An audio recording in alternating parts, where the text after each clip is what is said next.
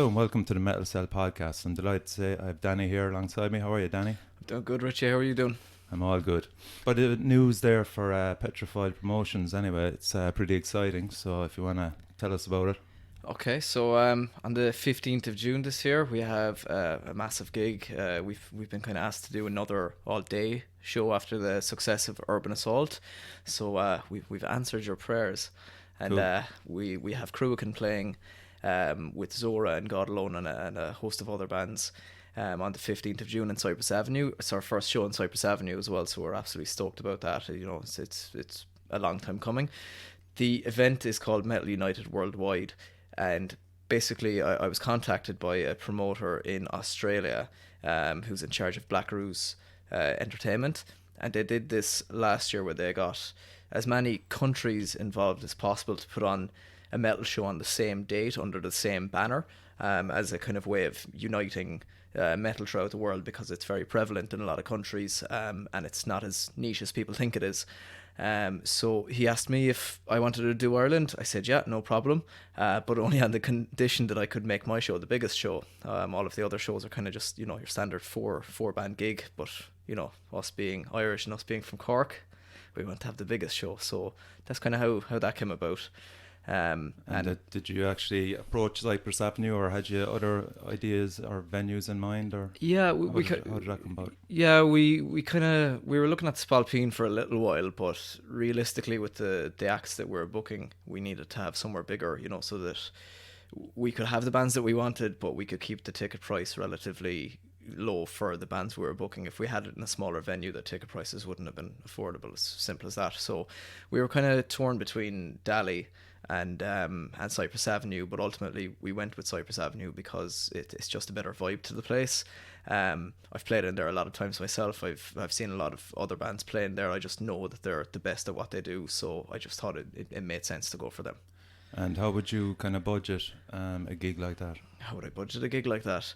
Do Cypress Avenue, how would they charge, for example, or do you have to come to them and reach some agreement?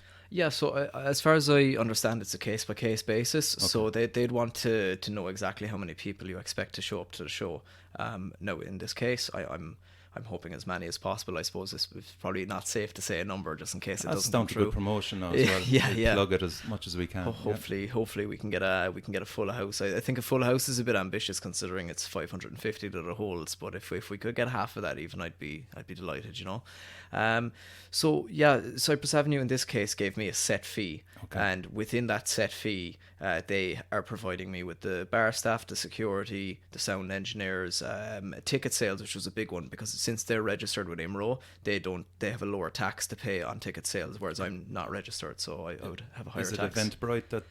Eventbrite, yeah. They're actually quite good. Yeah, so yeah, I've used them before with a previous show, and they're just so easy to use. So Cypress Avenue charged me that, charged me for all of that, and then the money that goes to Eventbrite from the ticket sales, that's Cypress Avenue will take that as the payment from me. Okay. So instead of an upfront payment, so it actually makes it easier on me. Yeah, it takes the pressure off. It takes the pressure off. So and then to some degree, and then there's door sales on the night as well. So with Eventbrite, you don't get paid for the sales until 2 weeks after the show. So Cypress Avenue, it's great the way they do it. They'll count how much ticket sales have been made. They'll give that to me on cash on the night so I can pay bands and stuff like that, and then they will wait the 2 weeks. Brilliant. So much better. Yeah, much better. So there's that, and there's also Dead Label coming up as well. Yeah, so Dead Label, that's in just two weeks' time. Dead Label with the Dity Casuals and Organ Blender. So Dead Label, we try and book them every year. They're a very, I'm not going to say up and coming band because they're already up.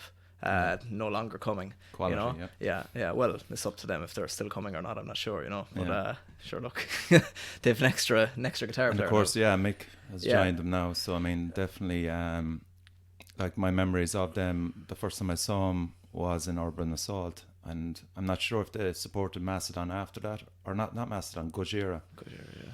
Whether or not that was before or after Urban Assault, I'm not sure, but either way, they just blew me away. And then we saw him in Bloodstock as well, and that, I mean, you saw the footage of that. Yeah, mental. Crazy.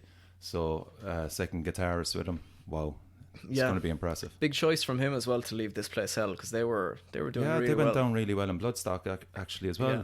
And funnily enough, the two of them were playing. And Mammoth Fest. They played Mammoth Fest not last year, but the year before. Right. Before they changed their name to This Place Hell. But yeah, it's a big. I say it was a tough decision for him, because This Place Hell are a very good band as well. You know. Yeah. With a lot of potential. I think they all kind of left in mutual agreement. I hope so. Anyway. Yeah. You'd hate for them to disappear now because of it. Yeah. But no, it's just when I heard Dead Label were announced, I bought my 2 tickets for therapy 2 or 3 weeks or 2 or 3 months beforehand. So plug my gig, not their gig, man. So yeah, so as I said, I'm kind of in a conundrum there, and Whiplash are playing as well. It's just something about Cork that's kind of happens a lot. Is you kind of go for weeks when there's nothing, and then on one night there's three big bands playing, you know, and it's hard to get the crowd kind of for 2, not alone 3. So I'd imagine one of those probably would miss out, maybe Whiplash or something like that. Yeah. Hopefully not Dead Label from your point of view. I'm sure therapy can survive anyway. Yeah. Well, yeah, we don't want anyone to lose, obviously, but yeah, hopefully original music will thrive, you know. Yeah. On the night. So how long are you doing this anyway, Danny? It was actually Pethrophile Promotions' birthday recently. I think last Saturday. It's been 3 years. 3 years. Yeah. So. Yeah, looking at the first gig there was in the Pit in 2015. Do you remember anything about it? Yeah, I played it. Who did we have headlining that? I definitely didn't put us headlining. That didn't happen anyway. But I think we had Here We Stand. We had Axial Symmetry, Alpha Day, a few bands I haven't seen in a long time. And we did it for 2 days in Fred Zeppelins, I believe. So it was a Saturday and a Sunday kind of a thing. I think. Maybe not. It might have. It definitely was the second year, but I'm not sure the first year. Okay, I'd say because you had another one on the 22nd of August and the other one on the 14th. But I just kind of picked out there Partholon, the Irish Metal Archive gig in 2016. Just wondering, was that one of their first gigs? With Partholon? Yeah. Yeah, I think they were relatively fresh at the time. That was for Irish Metal Archive's 5th anniversary, I believe. John tried to organise a gig for Irish Metal Archive in all of the kind of prevalent counties. And I might be wrong, but as far as I know, the Cork one was meant to be Partholon and Venus Sleeps. Right. And Astronaut. Right. But someone pulled out. I don't know if that gig actually went ahead, to be honest with you. Really? Yeah, I can't That would have remember. been cancelled. Yeah, I think it was in the print shop. But yeah, so then kind of up to 2017, then your first Urban Assault, which I was at.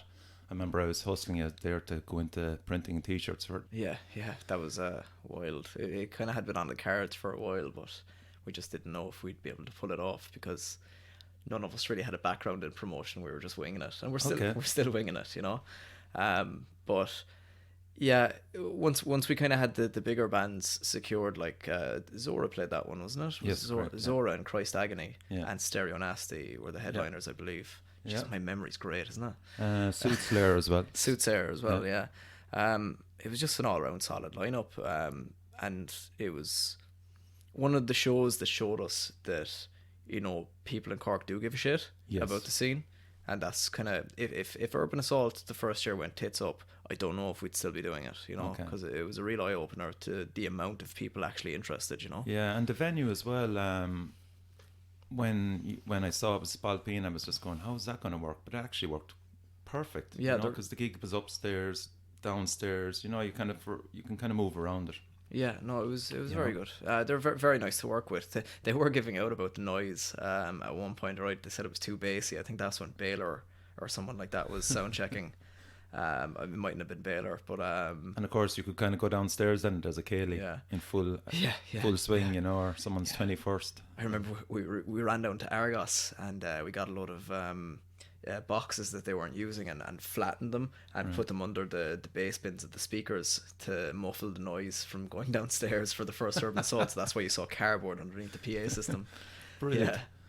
Yeah. But something like that, the Urban Assault, I mean, obviously this year was just a fantastic success. You know, I must give you credit for that. It was brilliant, so well organised. How would, because I mean, some of the listeners here wouldn't have a clue, and I know a lot of them would be in bands and stuff, but others aren't, like myself. How would you go about setting up an urban assault? Like, what's your blueprint? Blueprint is...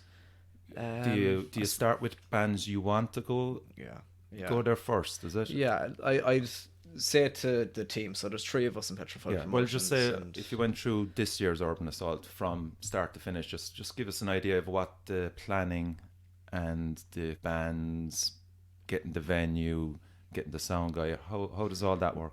Well, after you organise one of them, you have a lot of people emailing you saying can they play the next one, okay. And then based on who they are and what kind of pull they have, and if you want to book them, and if you said you'd book them at some point, you kind of go based on that. Right. But there was a lot of bands like Ton Slug would be a prime example. They're just a band that we don't have enough, and they're one of the best bands in the country. Correct. Yeah. So it's with putting on gigs, it's not about what I like, it's about what everyone else likes. So we try to go based on the audience, because that's the whole point of it, really. Mm-hmm. I've kind of recognised that in Cork as well. Cork is more of an old school metal kind of a vibe. Like core genres, Bar from Baylor and Worn Out aren't really as big here. That they have their crowd and everything like that, and that's great. But generally speaking, everyone here is all about doom, and sludge, probably. Doom and sludge, so we kind of try and go for as much doom and sludge and maybe a bit of black metal and stuff as possible, and then we'll stick 1 or 2 core bands in there as well to please that audience too. It's actually a very good point, because from my background, I just love thrash metal. I'd probably be kind of a traditional metal fan as well, but mainly thrash and speed metal, and of course I don't have it. But what I found going to those gigs now is I've kind of started getting into the stoner metal and the sludge metal and a bit of doom as well, because that's what's being played, and to be fair, it's been played very well. You know? It's a great vibe. Like personally myself, I'd be a melodic death metal kind of trash metal person as well, but there's a lot to be said about doom and hardcore as well for the live shows that they have. So would you then say settle on what, 20 or 30 bands? How do you figure out your budget from that then? I suppose once we book the headliners, because they're the ones that cost the most, we can figure it out from there. Right. The ticket price for Urban Assault is most likely always going to be €15. Mm-hmm. So we kind of know what we have to work with based on venue size. Right. Our sound engineer is probably going to be the same amount every year. Okay. We use Cormac every year, Cormac Daly, and he's savage, so mates rates. Yeah. So and then what about the promotion side of it then is mostly social media? Mostly social media. We try and do some videos to try and be funny as well. And sometimes it fails. Yeah. Sometimes it goes nowhere. But I think the snake one did all right this time. Yeah, it was good. But it's kind of hit and miss. We try and get more famous people that are funny, unlike me, to do it sometimes, but they just stop writing back. So I'm looking at you, Buzz. So then the Spailpin Fanach, then they'll have to be approached how many months in advance? You kind of stick with February. February's a good February. Yeah, I have month. Urban Assault 2020 booked already, and I have 2 of my headliners booked. So that's there how you go, that's man. how far in advance. Yeah. Jesus. So yeah, we try and have all of the bands for Urban Assault ready to go 6 months before the event. Okay.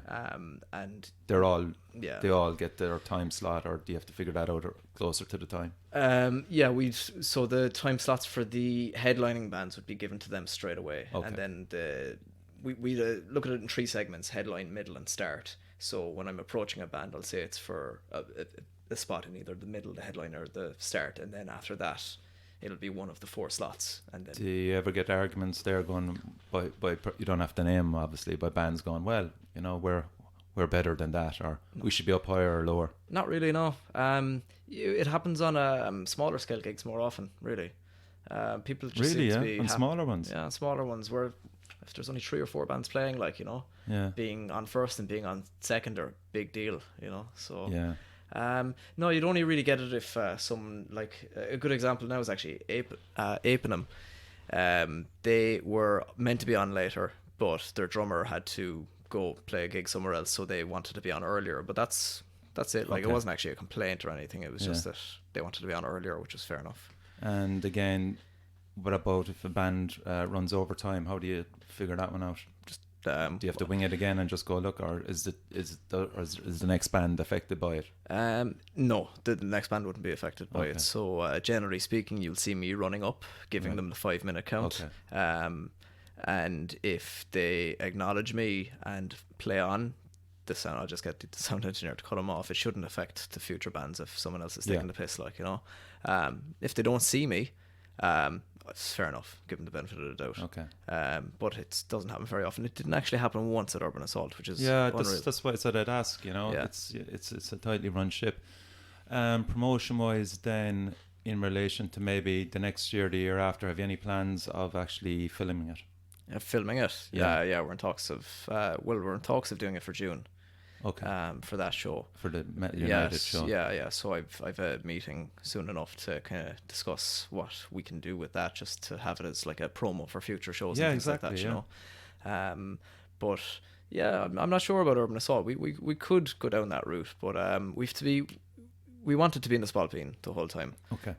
And which kind of narrows down the budget, like, really, you know. Because we want to consistently book bands of the caliber that we had this year. Which is quite tight, to be honest, with the budget and the ticket sales and stuff like that. Like, we're okay. We broke even, but just about, and it was a full house. You know, so it doesn't leave a lot more room. It doesn't. I remember actually on the first one that I was at, I think you were really under pressure to break even up to a certain point, and then when you did, was it like 8 o'clock or something like that? I could see you smiling and beaming and high-fiving. 4 o'clock. Was it 4 o'clock? 4 o'clock in the first one, yeah. The first I was a bit drunk, just, anyway. It was Christ agony cost the most, really. But yeah, we just had some problems with them, really. They showed up late.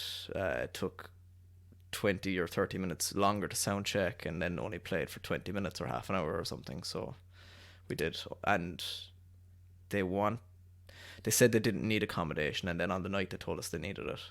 So where were those lads from? Poland. So They came over from Poland. So that was the only issue we really had. So with that, so we did drop the fee a little bit towards the end, because, you know, they didn't play for the time that was allocated in the contract. So that's cool. Also there you were involved in the Mammoth Fest. You travelled over with God Alone. That was intriguing because there was a lot of competition there to get that slot over there. Can you just kind of describe how Mammoth Fest came along, first of all? How it came into your hands, or fell into your hands? Yeah, no problem. So I've played the Bloodstock Metal to the Masses up in Dublin a few times, and there's nothing really like that down here. And it wouldn't make sense to reach out to Bloodstock and have another competition in Cork. You know, it's just, I think that sometimes... I think that sometimes there is a bit of a home advantage when you have a competition in a different county, and it's well, you're getting, you know, for crowd votes, good stuff, crowd you know? votes, So I wanted to do a similar competition in Cork, but have the voting done on a points system between the crowd and the judges, so that it didn't eliminate the crowd vote kind of home advantage entirely, but it significantly reduced it. So we'd have points based on how many voting slips were handed in. We'd have an independent judge, and we'd have a headline band who would also judge, and then it would be 33% of each of them. That's fair enough. Kind of a Isn't thing, it, right, really? you know? I mean, yeah. So instead of a 50-50 thing between crowd and judges, it just brings it down a little bit more. So to remove that home advantage, and it worked, didn't it? You know, so I reached out to Steve in Mammoth Fest. I was just looking through a few festivals that were relatively close by. I was looking at Heavy Scotland, and I was looking at Mammoth Fest. I thought Download and Bloodstock were just a bit too big for me to reach out to. There's Manor Fest as well, isn't there? Manor Fest in Leeds, I think. 10 Ton Tug. I think they played there. Manor Fest, I definitely think I heard of it before. But anyway, just Mammoth Fest, just so people know that there's a bit of a difference. Yeah. Mammoth Fest is in Brighton. Unfortunately, this was the last year of it, but it had been going strong for 10 years. So I reached out to him, told him the idea. He loved it, so we decided that we'd do a Battle of the Bands in Cork, and then there'd be 10 more Battle of the Bands in the UK. All of the finals would have Steve come over and judge them himself, and then all of the people who win all the finals, so the one in Cork and the 10 in the UK, would play against each other at the Sunday of Mammoth Fest. All right, very good. So that was the formula. That was the formula. So it was a little bit different. Like, even though you'd won for your country, you still had to wreck England as well. Yeah. And that's what they did. So, yeah, it was God alone, obviously. God alone, yeah. And Baylor. Is it Baylor went over now? Yeah, so Baylor were the headline band for the final, and Steve just liked them so much that he offered them a slot on the spot. Right. And he also gave Jenova a slot as well. The God Alone essentially came first, but he was very, very impressed by Jenova as well, so he gave them a slot too. So it was very interesting, because any of the places in the UK that had bands, one band went through. In Ireland, 3 got selected, so it kind of shows. It says a lot, like, you know. And how did they go down over there, the Irish lads, with crowd wise and stuff? Because obviously they wouldn't have heard of any of those 3 bands. Yeah, no, it went very well. Jenova were playing very early in the day on the Sunday, and everyone was a bit bait by the Sunday, naturally. I had dislocated my shoulder myself, you know. It was For God alone? No, for bleed from within or decapitated or something on the Friday or Saturday. Decapitated, yes. Yeah, that's yeah. right, yeah. Cool. So, were you drum taking for them or something? Yeah, Last last minute, I was just asking Steve if there was anything I could do, and he was like, "Do you want to be drum tech for Decapitated?" And I was like, "I'm not a drummer or anything." Yeah, don't worry about it. So the guy that runs the festival with him came up to me, because they brought the wrong drum kit on stage for Decapitated, and he's like, are you sober? And I was like, relatively speaking. And he was like, "Need your help, go on, set up that drum kit there," just before they were playing, like in front of the entire crowd. It was wild. Did you get to meet him afterwards, or? I met the singer, all right, and he was sound enough, but they're not big talkers, to be honest, you know. Yeah, after what happened to him after that, maybe it was just as well. Yeah. So getting back then, God alone, what day did they play? They played the Sunday, so Right. Jenova played first at about 2 or 3 in the day, and considering the time, they actually got a very good response. Brian was standing on the crowd while he was singing, like fully standing up on the crowd. It was mental, with the Irish flag wrapped around him as well. God Alone played later, and I've never seen a room filled with so many shocked people. It was, everyone had their hands on their heads going, "What the fuck is happening? Right. Who are these guys?" You know, they were just blown away by them. I think 3 or 4 people approached them for management directly after the show. Wow. It was mental, like. Yeah. And then Baylor went on towards the very end of the night, just after Harbinger, and they tore the place a new arsehole as well. Got my nose bust open for that one. Oh God. Isn't it interesting, the kind of perception we have of England with Irish bands, that it's only when an Irish band goes over there, I feel, and having seen it myself at festivals, that you're suddenly super proud of them. You're with everybody in the crowd, and the whole crowd is going bananas. And yet, when you come back to Ireland and you go to see these same bands and gigs, you're looking, there's too much space around. There's not enough people going to the gigs. It's so frustrating. Like, yeah. I mean, obviously, you as a promoter, it must be worse. Sometimes you get a little bit disappointed from turnouts when bands are doing well and stuff. What always bugged me was when you would have bands from out of town playing. A lot of people who give out about no new music in the city are the ones that won't pay a fiver to see 3 bands from Dublin, you know. But you'll always have a full crowd if you have a full Cork lineup. You know, that you find that, yeah. Sometimes, yeah. Not Do you all. think it kind of goes both ways up in Dublin? I'm not sure. See, I haven't. I kind of learnt that the hard way, so I haven't done it since year 1. You know. What do you mean? Like there was just a few times in Fred's where I booked an all Dublin lineup or an all not Cork lineup, and just nobody showed up. Oh, you know, okay. like three or four people would show up, just people that happened to hear it walking past. Right. So you need to have the local bands, and there's nothing wrong with having the local bands, obviously, because we want to push them. But sometimes, you know, you'll have a few out of towners, like, you know. Yeah, it's an interesting concept that I'm like, when I was living in Dublin, you would rarely get a Cork band playing in Dublin, and it was usually all Dublin bands anyway. You know, so it's an interesting one. You know, I mean, Dead Label probably would be the biggest metal band in Dublin at the moment. Would I be right in saying that? It's hard to say. They're definitely up there. They're definitely up Yeah. there. There's a lot of bands in Dublin that are all on the same level of popularity, but completely different genres. You know, Yes. completely different crowds. Yeah, You that's know, a good point actually. so because like look at Cruachan, they're from Dublin as well. True. You know, Didn't they? Yeah, I think they played Bloodstock last year, did they? I don't know. I didn't do my research, Richie. Yeah. I'm nearly sure. Again, it's through a haze of alcohol and juice. They may have, because I know they played Brutal Assault last year. Ah, So if they did a tour last year, it's possible yeah, they could have played. landed on Yeah. Bloodstock. Actually, I'm going to Brutal Assault this year. Actually, I'm looking Me- forward to it. Me too. Are you really? Yeah, Ah, yeah. We're very just good. looking at tickets at the moment. You're going with a few lads from Youghal, actually. Of course, Danny and myself are from Youghal, just in case people didn't know. It's ironic that we never actually met on our paths until now, and here we are with 2 microphones, 2 headsets. Where did it all go wrong, Danny? Hands under the table. Going back to Youghal, you would have grown up with quite a good selection of music, knowing your dad. Yeah, it was a strange one. I was always into hip hop. Really? Until a certain age. I didn't get into metal till I was about 16. Okay. Maybe a little bit younger. There was my dad decided to show me, I think it was 4 tracks from different bands, and it kind of changed everything. It was Propaganda by Sepultura, Ah, great taste, Stuart. Master of Puppets, naturally. Yeah. He hated Iron Maiden. He still hates Iron Maiden.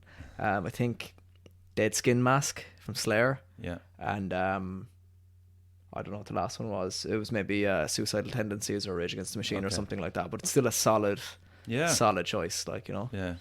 So And your uncle as well, Wayne, who I think he was into Iron Maiden and stuff like that as well. yeah, I got a lot of back in the days So of like you were LimeWire, bound you to, know. man. Yeah. Eventually you were bound to get into it at some Yeah, stage or other. Yeah. I still love the old school hip hop. Don't get me wrong, but metal has taken over completely. You know. But you're kind of not really kind of into the normal mainstream, really. You're kind of more, there's more of a dark side of music that you kind of particularly like, I'd imagine. Yeah. You'd probably not be friends with me if I told you some of the bands that I don't like that are popular. You know. Right, okay. Yeah, no, I'd go more for melodic death metal, like, you know, and that'd be kind of my bag, just riffs. And any reason why you kind of settled on that? Is it just...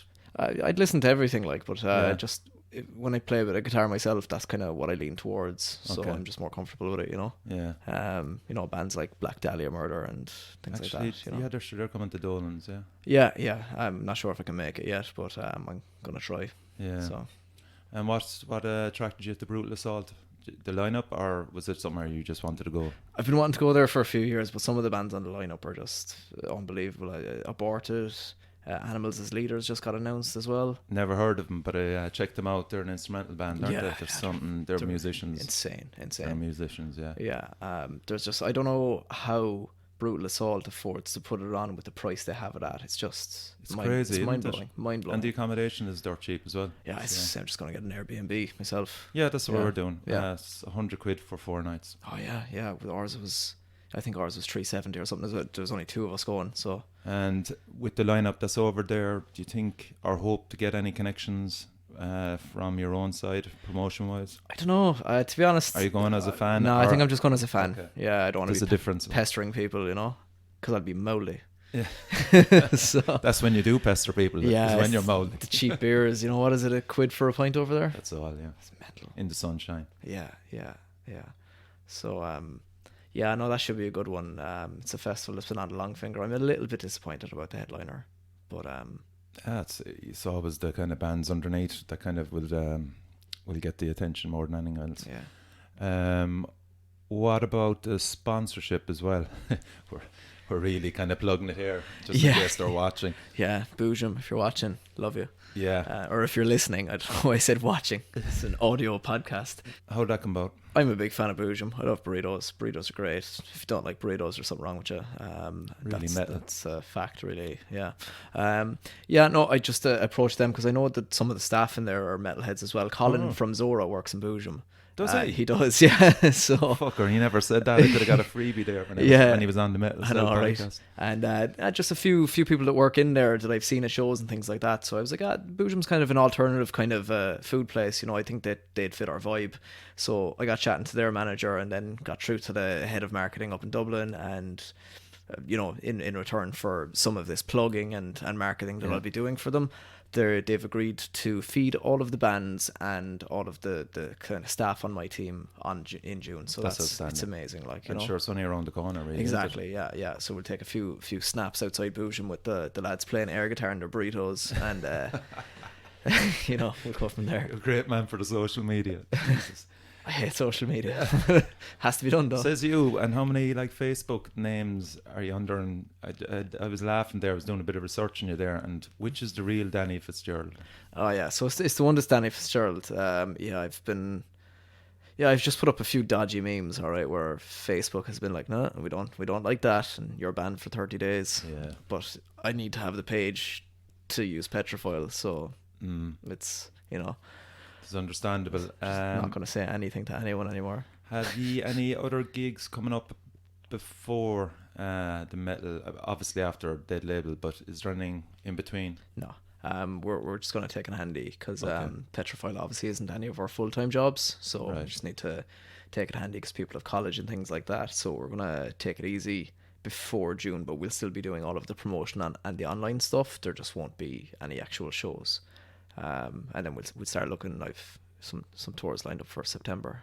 Yeah. You are still looking down the line, watching. Oh yeah. We like to kind of be about 8 or 10 months ahead, at all times, so there's no surprises. And if something goes wrong, that we know about it in good time, so that we can fix it before it even goes public. Yeah. So what about European acts? Can you see, like, back in when the Cruachan was up and running, the Winterfest, they always got in. I mean, sure, look, Monomart played their Hail of Bullets, Destruction, Suffocation. Yeah. Were you there? No, I don't like that stuff. It's great. But the promoters back then, while acknowledging what was coming through in the Irish scene, they still kind of managed to kind of mix it and get in Triptychon, for example, Tom G. Warrior and stuff like that. What about kind of European acts?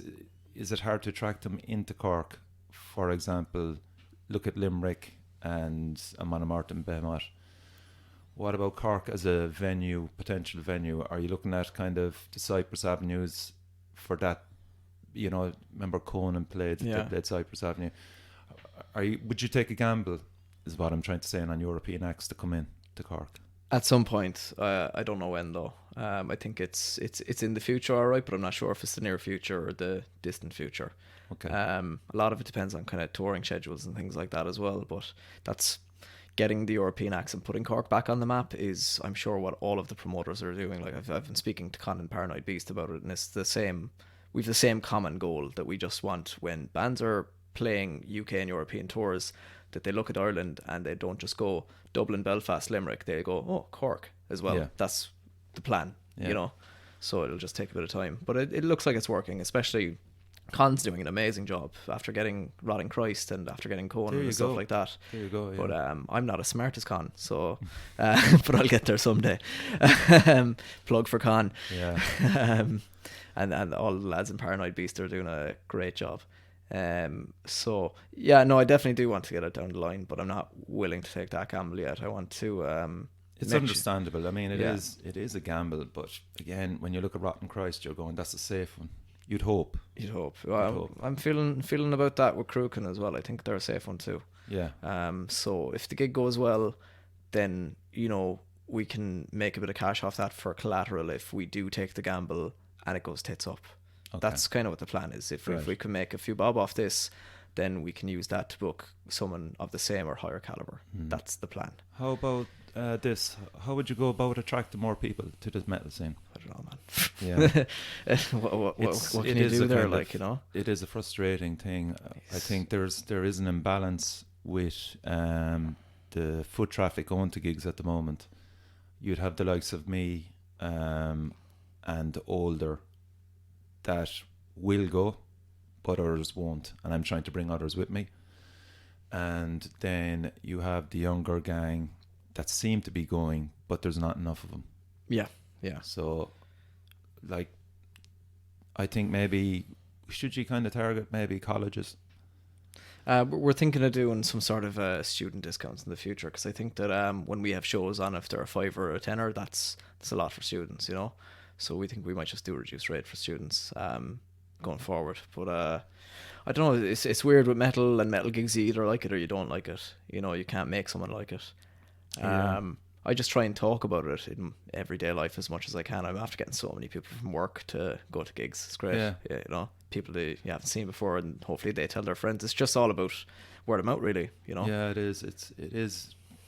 You're trying to drag people to these gigs, But you don't want to drag them. Like, you want them to enjoy themselves. You know. But like you're trying to sell them something, and you're lying then going, oh well, they're a really good band and they sound like this band, and knowing that they don't actually sound like that. But I've done it, man. I've done it. I've brought people to Opiate in Dublin saying that they're like Pink Floyd. Wow. and they go in there then and going, it is. You can you not hear Pink Floyd in it? And they're going, fuck off, this is shit. You're a bad guy.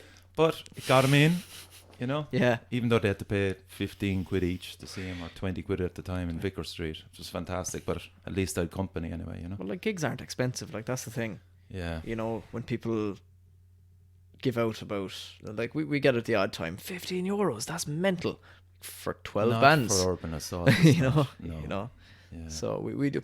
It mainly happens at the end of the night, or if there's someone just kind of walking by and they don't know about the event and they try to just walk in and ignore the door people. But yeah, I think it's reasonable, and I think the 2025 for Cruachan is reasonable as well. I didn't want it to be any higher than that. It actually was originally going to be higher than that, but then when we got the bigger venue, with the potential to make more ticket sales because of the size of it, we brought the original price down. Okay. To make it more affordable, and it's only a fiver more than Urban Assault, but just the likes of Cruachan cost a lot more than the bands that we booked in Urban Assault. Right. In fact, they cost more than all of Urban Assault put together. So, Jesus. yeah.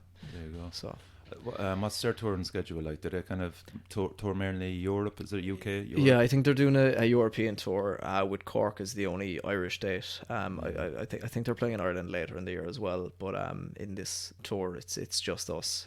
So that was kind of the deal we went for. They have a really good pull, especially in the Nordic countries. So they do well every time they go out and tour.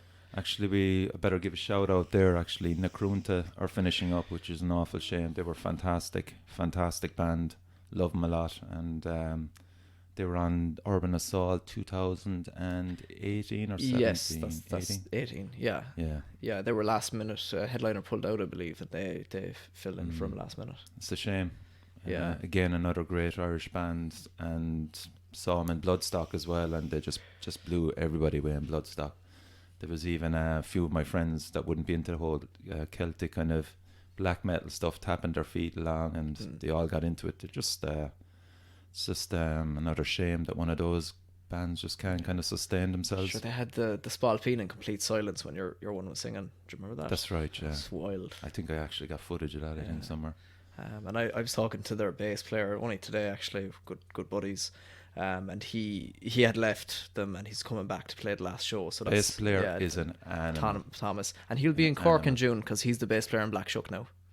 So okay, very good. Yeah. A lot of the lads are kind of double jobbing. Yeah, you know what I mean? Yeah, exactly. Obviously, Ronan, Ton Slug, you know. Yeah.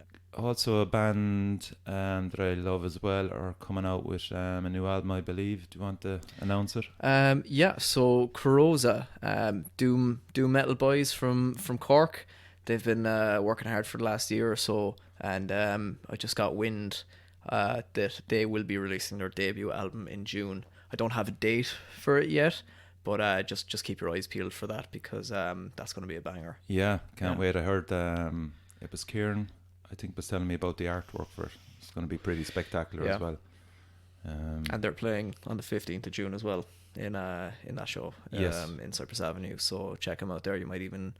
I'm not sure if their album will be out by then, but I I hope it is, because then, you know, they can sell it at that show when yeah, there's going to be a exactly. lot of people there, you know, and maybe some new tunes and stuff, hopefully. How are the lads in God Alone going? Is there any out? I know that the album out now at the moment, so they have to take time off now to do the leave insert, Yeah, which is bizarre, it's wild. isn't it? Absolutely. I met them the other day to talk about something, and two of them were in school uniform. It was surreal. Like, you know,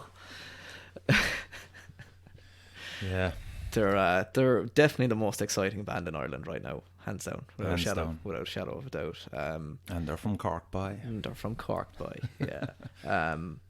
With the way they sound now, at 17, 18 years of age, imagine what they're going to be like in their early 20s. Yeah, and we'll stuff. just kind of have to keep our fingers crossed they stay together. Yeah, hopefully they don't get all horrible drug addictions, and you know, It's possible. yeah, it's possible. Yeah, Any other bands that are releasing stuff from Cork at the moment? I know the Zhora are working on some stuff at the Yes, moment. yes, correct, Yeah, yeah. Colin and Tom were telling me the other day. So they're working hard. They're putting their heads down to get a release out this year, I believe.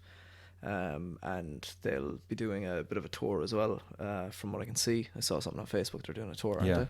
There's a few actually UK gigs and maybe a few European Yeah, yeah. ones as well. Yeah, they have some nice slots. I think two of the gigs they're playing are Cork. But I don't have it in front of me now. Yeah. But it's 7 or 8 dates anyway. But it's great to see, as I said before, just the acceptance now that Irish bands can go over to the UK and just level the fucking place. Well, that's it. But You know? it's the relationship with the UK is actually great. very good, It's very actually. good. Like, you know, I've been chatting to a few people over there about touring things that I'm not allowed to talk about yet. Okay. And everyone is just so open and willing to do kind of gig shares and things like that. So you scratch my back, I'll scratch yours, so we can get our bands over there and get them over here and stuff. It's great. We have 2 UK bands playing the gig in June. We have Reprisal. If you were at Bloodshot Dawn, they were the lead support to Bloodshot Dawn. They're kind of a modern thrash metal band along the same lines of Psychroptic and kind of a bit heavier than Skeleton Witch, kind of a vibe. And they're absolutely savage. And then we have Kill All the Gentlemen as well. I saw them at Mammoth Fest and they blew me away. They're just after coming off tour with Cradle of Filth as well. Oh. So they're very, very good, and they'd be along the same kind of lines as Reprisal as well. So really looking forward to the two of them. I believe they're playing in Belfast as well. So And let's not forget Razor Sharp, Death Blizzard, they were great, man. Wow. They were so good. Lunatics from Scotland. Shout Absolute out to the lads. Lunatics.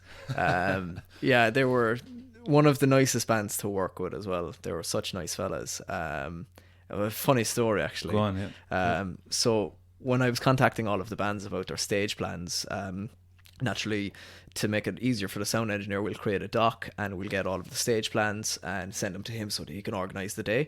So all of the bands sent very professional, kind of drawn out stage plans with a great detail into all mics and leads and all this kind of stuff. Razor Sharp Death Blizzard, Jamie drew a picture of him and the lads with a permanent marker and drew the little guitars in their hands and everything like that, and just wrote guitar, bass, you know, 1 amp. It was fucking brilliant. And then he handed it to Cormac on the day as well. It was gas. Oh, God. But do you know what? All of the information was on it. It looked like it was drawn by a 5-year-old, but all of the information was there. It worked. Yeah, and they were great. They were fantastic, and they got a great reception in Galway as well. I was only talking to Brendan, who does Damage Inc. up in Galway, and he was saying that they're one of the easiest and nicest bands to work with as well. Yeah. They're brilliant. We're definitely going to have them over again. There you go, yeah. Yeah. I mean, you know, a band like that, you have to kind of go shout out to them and go, lads, you were fucking brilliant on the day, and come back again, you know. Actually, they had a fill-in guitar player for the day, and he plays guitar in a band called Dog Tired. Do you ever hear them? Dog Tired, yeah. Yeah, I have them booked for next year. Uh-huh. So that'll be interesting. Not They've good. come up there recently again. I don't know. Did they play Cork before? Years ago, I think. Yeah. I think so, yeah. Yeah. So that's it, Danny. It's been great, man. Yeah. Any other shout outs from what about your crew, obviously? Oh yeah, the boys. Give them a shout out, yeah. They're doing great work. So yeah, If anyone doesn't know, it's obviously not just me within Pethrophile. It's Jim Splan from Dity Casuals and Red Sun Alert, and also Julia Paulak, whose name I butcher every time, from Red Sun Alert as well. And I wouldn't be able to do it without them. They're great. And also big shout out to Cormac Daly as well, because he does sound for all my shows and helps me transport the gear and everything like that. And you'd recommend them for anything? I'd recommend him for anything. Cool. And he's a very good promoter as well. If ever I'm stuck and I don't know what to do, I'll get onto him and we'll talk about it and we'll figure something out. He's very, very knowledgeable. Okay. So, and I also want to give a shout out as well to Warren Tivey in Claycastle Studios in Youghal. They had Jeff Tate of Queensryche there recording last week and the week before.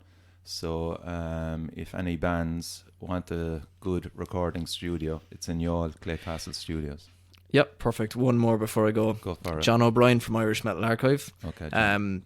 John did all of the tickets for me for Urban Assault. We didn't do it through Eventbrite or anything like that. We just printed them ourselves, or John did. Right.